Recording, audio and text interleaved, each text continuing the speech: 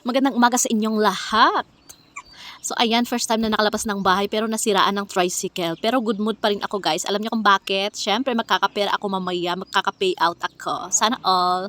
At ayan, napakaganda ng view dito, malamig at presko yung hangin. At ayan na nga po, naayos kaagad ni kuya yung tricycle. Ang bilis. Sana ganun din sa relasyon, no? Pag nasira, maayos ka agad, 'di ba? So ayan na nga po, papunta tayo doon sa may namimigay ng pera. Super excited si Mamshi. Ang pera na kukunin namin ay galing sa sahod ko sa Facebook, charot. Hindi, galing sa gobyerno. Binibigay bilang ayuda sa aming mga farmers. At alam nyo guys, hindi ako nakapag-video doon sa may venue kasi napakaraming tao at napakahaba yung pila. So umuwi ka agad kami. Alam nyo ba, ang hirap palang mag-video kasi karga-karga ko yung tsunakis ko at karga din ni Mister yung isa naming anak. So pauwi ka agad kami para hindi namin ma-spend yung pera namin. O, di ba ang kuripot? So nag-airplane na kami guys kasi afford na namin kasi nakuha na namin yung ayuda namin. O di ba, ang taray. Andito na kami sa bahay! At dahil napagod kaming lahat sa biyahe, first time ulit na bumiyahe, so ayan, konting pahinga muna guys, bago magtrabaho ulit. At dahil bumagsak ang aming business at hindi na namin afford na mag-hire ng katulong dito sa aming bahay, syempre ako muna ang magiging katulong sa pamamahay na ito, charot. At ito yung payo ko sa inyong mga nanonood, huwag kayong magpatayo ng malaking bahay kung hindi ninyo kayang linisin.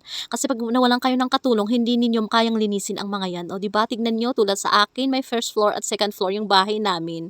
At hindi ako tuloy malinis, wala na yata akong time. Pero pag sa pagse-cellphone, may time ako syempre. Yun yung katuwaan ko sa buhay. Charot!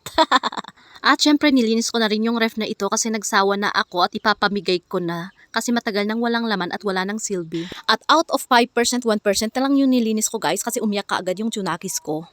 And syempre, dahil masipag ako na nanay at napaka-workaholic ko, ni-review ko yung report ng mga BHWs.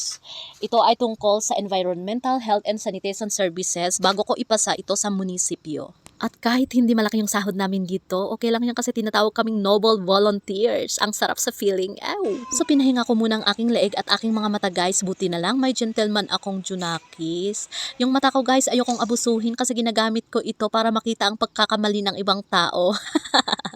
So ayan nga po, sayaw muna tapos trabaho ulit. So hanggang saan ang kaya mo bilang isang nanay. Thank you for watching. See you on my next video.